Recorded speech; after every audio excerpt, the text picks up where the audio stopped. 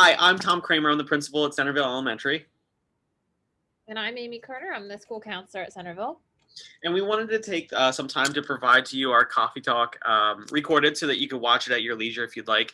And what we wanted to focus on is allowing our children to fail in order to succeed. And Amy and I read a book together that we felt was really valuable. We want to be able to share with you. So that's going to be the basis of our presentation, and we'll share that with you here in a little bit.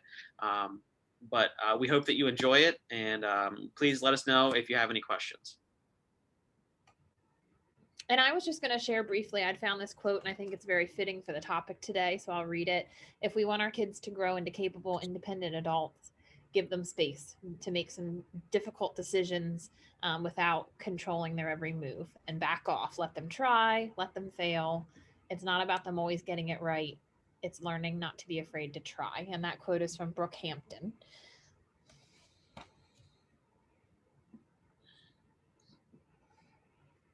So, The Gift of Failure by Jessica Lahey is the book that we chose to read.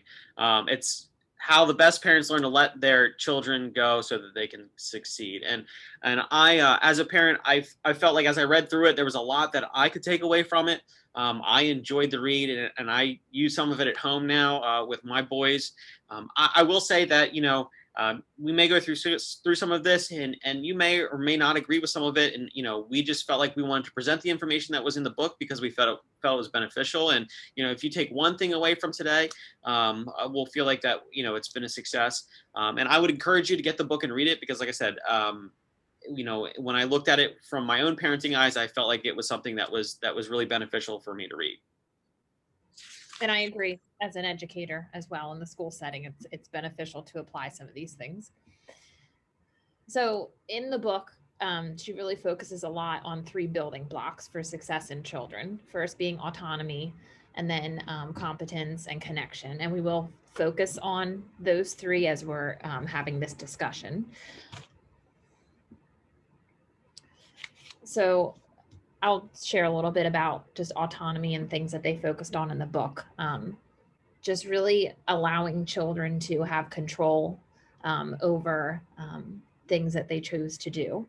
I know sometimes that's difficult, but even if you're observing them struggling with something, giving them that choice to do an activity on their own, whether they're doing it right or not, is a good way for them to learn and to take healthy risks.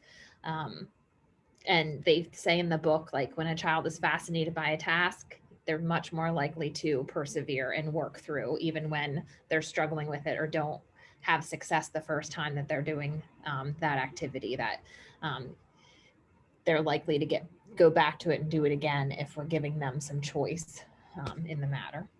She also talks a lot about when parents are over controlling kids, not to think about, they tend not to think about why they act the way they are because they're just taking guidance from you as a parent. So that's not to say that you shouldn't be holding your kids accountable for high expectations. That's not controlling. When we're talking about controlling, we're talking about, bribing kids or rewards or excessive monitoring or pressure to do things. It tends to limit their intrinsic motivation. So now that's not to say that rewards aren't okay. Saving rewards for special occasions and rewarding kids for things that they do that are really great is important.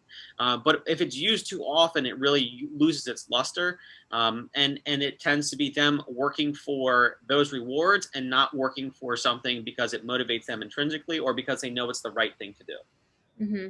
And we will talk about praise a little bit later, but just praising the process. If they're doing something, and even if they're not doing it the right way or they mess up, just praising them for trying, praising the process, not necessarily the end result and if they're successful or not. And what Leahy does say is that, the more the kids realize that they have control over their own world, the more they're going to want more control and more they're going to want to do things on their own. So fostering that autonomy and encouraging kids to do that is really important. So then they also focus a lot on competence, effectively accomplishing goals. So the more that they practice something, the more likely they can, overcome it and eventually be successful. So giving them that ability to become competent in a skill. Some tips to building competent children that they discuss in the book are just being honest with your children if they are struggling with something, just having a conversation about like, I see you really trying, let's try it a different way, or just giving them some coaching, but allowing them to fail at that and then go back to it again, praising them for their resilience, and to bounce back after making a mistake. Yeah, and protecting them from frustration and sadness, it keeps them from becoming more resilient. And a lot of the book talks about growth mindset, and that may be something that you've heard about before, growth and fixed mindset. And Carol Dweck has done a lot of research on that, and we'll talk a little bit about her and what she says later. But it's to teach them that it's okay to have those feelings, and it's okay to feel that way. And then how do you rebound from those kinds of things? Mm-hmm. Exactly. And then on to connection. That's another key building block in that in building success in children. They need to know that their efforts and what they're working towards has an impact on others in a positive way. How it's connecting to their family, to their community, to others at school. So that's just another key thing to keep in mind. Yeah. Yeah, and she mentions that when we go and we save kids from risk and from failure, that it communicates to them that we don't necessarily have faith in them to overcome those things. We feel like we have to be there to pick you up, like you can't persevere through these things, and I have to be there to help you. So we want to encourage them to try, like I said, power through these moments, because they are capable of doing it, and they can come up with solutions to come out on the other side successful.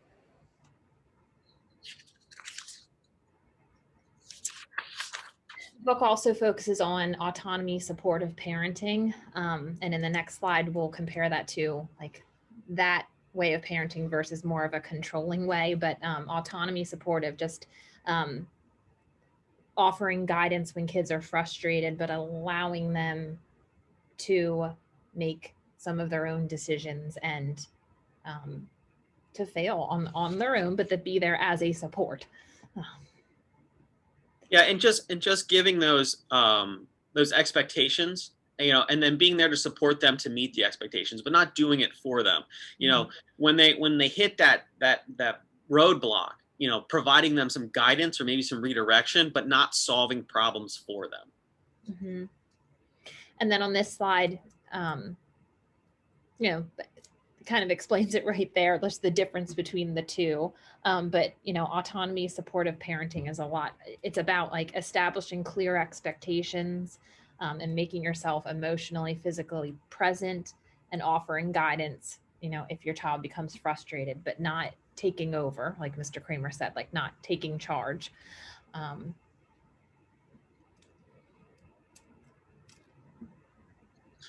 We'll leave this up here for a moment for people to see. But I do think it's a good comparison. I think motivators is a big thing. Trying to do less of offering those extrinsic motivators like material items, more so just more internally, being motivated to keep trying and to work through obstacles. And she talks about, and I think I have this in the notes later, but she talks about how having kids do things because it's a contribution to your household. Mm-hmm.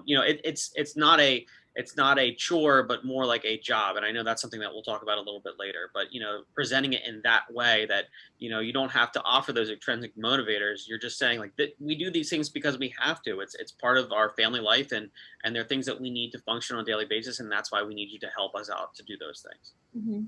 And intrinsically, you're going to feel proud for helping out at home, which is important too. So next, we focus on praise. So praising for effort, not necessarily on, the end result, but the fact that You know, you tried, you worked through this, you struggled. And that helps develop that growth mindset. Um, Here at school, we talk about, you know, having flexible brains and making great mistakes, because everybody makes mistakes, even as adults. So those are conversations we have with our students here, and praising them for trying their best and working through challenging times. Yeah, and this is where Leahy talks a lot about Dweck's research in this section, and you know, and Dweck did a lot of studies on telling students like you're smart versus you know, I really like the way that you worked through that and you worked really hard to get there, really praising you know, the work and not the end result. And Dweck found that in her research, a lot of times where students who were praised with things like you are smart and not praising the process were then unlikely to choose challenging things down the road because they didn't want to not be smart. Whereas the kids that were praised for their process and for their hard work and not necessarily the end result are more likely to pick more challenging things because that's what they were rewarded for. The verbal praise that they were given was focused on their hard work and how they persevered through problems to get to an end result and not necessarily the end result. So, you know, you just want to make sure that kids, you know, when you're praising that, you know, their failures don't mean that you don't love them any less or you don't value them any less, you know, and actually that you do value them more because they're willing to take a risk or they were willing to try something new and then persevere through that.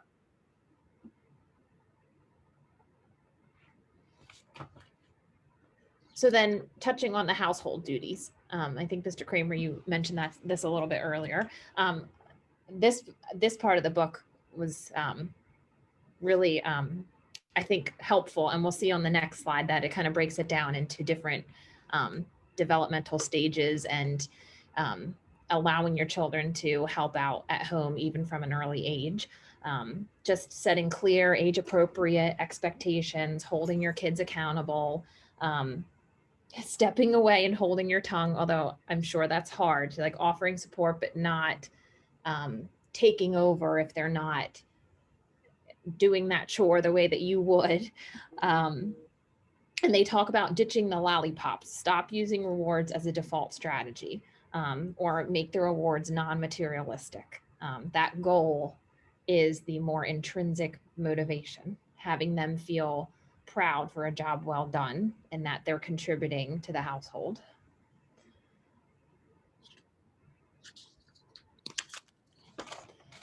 Here you can see, here's some of the expectations and possible duties that you could have for your kids based on their developmental level and their age. You know, so kids, you know, by the age of 5, they understand the, you know, the consequences of their actions. So like, you know, if you leave your sandwich sit on the counter and the dog eats it, you need to move it somewhere else. Or if you don't put your favorite shirt in the hamper, it can't get cleaned until it's in there. So you're not going to be able to wear it. So, you know, using those logical consequences are really important with some of these routines that you're going to assign or when kids run into some of the household duties that they're doing. You know, and like I said earlier, look at them not necessarily as chores, but as like household duties. And she had, Leahy had a note in there of why we just do things for them instead of assigning these jobs. And they kind of hit home with me when I was thinking about my house. But we do things for them because it's faster a lot of times if we just do the thing that we want them to do, or we're afraid that they're going to do it wrong.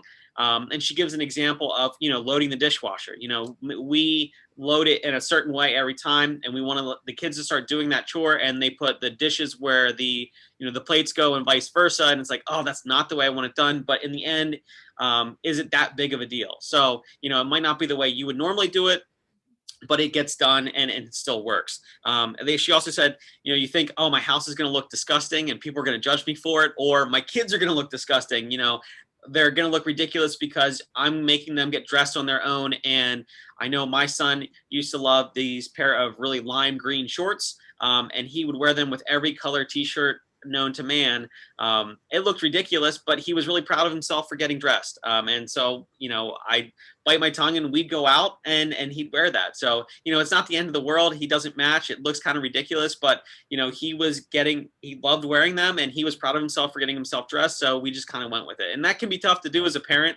But letting those things go and letting them, experience that pride for doing that and really praising them for that, I think is really important.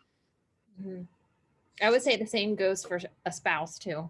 Just accepting that, the dishes aren't put back the same shelf or spot there where I feel they should go. Like I step back, that's okay. They're still put away. Friendships. This is key too, and another big part of the book that is touched upon, that really peers shape much of our children's behaviors and experience of the world. Peers, friends teach our kids how to interact and negotiate with each other. And this really starts early on when children learn to play cooperatively and respond to the needs of others. And really, I know this is hard sometimes too, but we should give kids some space and freedom to play with others, to develop their interpersonal skills.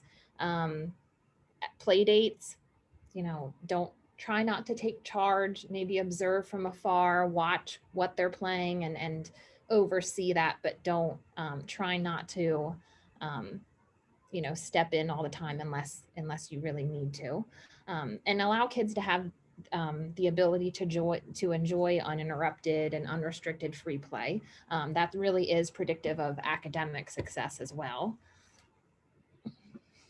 Yeah, and play dates, when your kids are playing, just observing and try not to intervene too often. Letting kids be kids. A lot of kids, especially elementary level, pick peers because they have shared interests. And so then they invent games together. They create adventures. And this helps develop independence and autonomy because they're playing by themselves. They're coming up with things to do. And they need to learn the impact of their behaviors and how it impacts others. So maybe they're choosing to do something and play a game together. It doesn't work out quite the way. It makes someone feel upset. What did I do that didn't work here? And then how do I resolve that issue? At middle school, it's all about social acceptance. And so you want to try and not intervene as much as possible because that makes a lot of times your child's not looking for that. And allow middle schoolers to have their friends over, even if you have concerns about their friends. One, because you can observe interactions and hear kind of some things that happen and help your child problem solve through that later if they have questions about it, and just being open to them, to sharing their experience with you and not being judgmental of maybe the decisions that they made or that their peers made, but working through them with, was it an appropriate decision? Was it unexpected? And then what would you do differently in the future? So just helping be that process person for them rather than being the person that's judging them or judging their peers. And a lot of times you'll find that your kids will end up making the right decision in the end, because if you sit down and you process through those things and you come to the conclusion, hey, that wasn't such a good idea. If a friend keeps making those poor choices, they're going to likely begin to separate themselves from them on their own. They're going to have those negative interactions. It's just going to happen. And as adults, we have those too. And so what you want your child to do is be prepared for when they're in that adult world to be able to successfully navigate those situations, and experience them as a kid, and then problem solving them is how they get prepared to do that. Yes. And tying into at times when they have those negative peer interactions that, as adults, sometimes we might tend to overreact to just typical normal social and emotional up and downs with friendships and the social scene. And then that sometimes can lead to that victim mentality. So we really want to try to avoid that, and not control our children's social lives. And when it comes to peer problems, just being a guide for our children and a safe place for that problem solving, having those discussions, not being the problem solver for them with friendship or peer issues, but offering some guidance and advice on, have you tried to talk to your friend about this, or maybe approach it in this way. Not lecturing, and offering those open-ended questions when they come to you with peer issues, because it's great that they are coming to us to talk about those things, but we don't want to always give them the right answer. Like, have a discussion with them about that. Have you tried to do this? And reminding them to, like, take the understanding of the other friend's opinion as well, and where might they be coming from. So understanding that, the other side of maybe that social situation. Yeah, and we try and do that a lot here at the elementary level. We're working with kids on, this may be how you feel, but how does the other person feel? And being able to have that perspective, and being able to think about what someone else may be feeling in the same instance that may be different from you, helps kids to really problem solve and really compartmentalize. Okay, this is what I did. This is how it made others feel. This is what I want to do in the future, or vice versa. This is what someone did and how it made me feel. And I'm not okay with that. And so in the future, I'm going to tell them that that's not appropriate. So working through that, I think, is really important. Mm-hmm. Yep. Okay. Sports, sideline parenting. Lahi also discusses this in the book about, when we're going to sporting events for our kids, that they can become pretty competitive even from a young age. There are benefits to sports, building courage, sportsmanship, overcoming failure, learning how to work on a team with others, but just making sure, we're being the parent and not the coach necessarily. And taking time, they recommend taking time to talk in the car before or after practices and games, about the sport and how the game went, and not criticizing or second guessing coaches or things that happened during the game.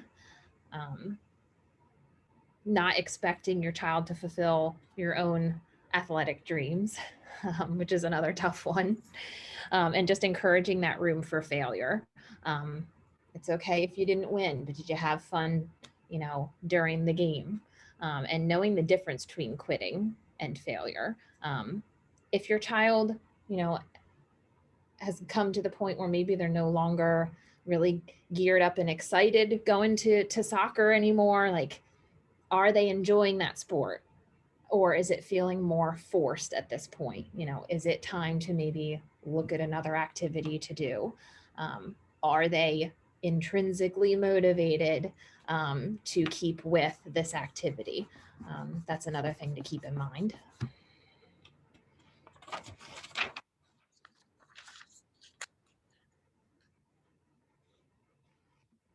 And then we're going to wrap up with positive partnerships with teachers. Yeah, and so just first, having a positive and optimistic attitude about teachers around your kids is important. And relaying to them that you find their education important, and letting them know that that's important for you and for them, and why it's important. um, you know, Being on time, just to start the school day is a super beneficial thing. Students who arrive early, they're less stressed. They have time to get in. They have time to get settled in for their day. So doing that helps your student enter the building, and start their day on a really positive note. And they're not coming in the last second. Everybody else is ready, and they're trying to rush around, and they kind of start on a frantic pace. So giving them that opportunity to get here. Now we know, like, things happen, and life happens, so that's okay. But trying to have that regular routine in the morning is very beneficial for kids to get their day all started off right. Mm-hmm. So being friendly and building up positive communication with the teacher is important. And then modeling your enthusiasm for learning for your kids.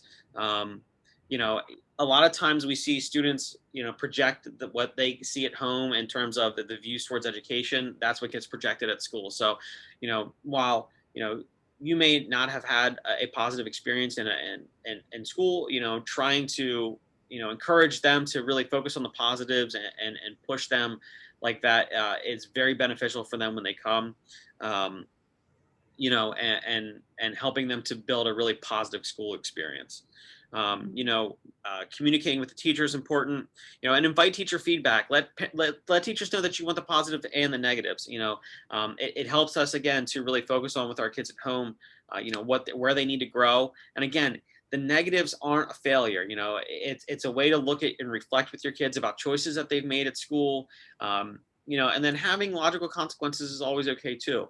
You know, the consequences comes with action, but we want them to know that, you know, it's a consequence for that specific action, and then we move on, and it happened and it's over with, and we're going to grow from that. You know, sometimes I would encourage you to, if a child comes home and they have an issue at school, work with them on how to process through it. Again, you know, talking to them about, you know, decisions that they can make or the way they could voice with friends, you know, and try and encourage them to solve some issues that they may have at school on their own before adult intervention happens. Again, helps them grow and helps them learn to navigate that kind of social scene on their own without needing someone to constantly kind of solve problems for them.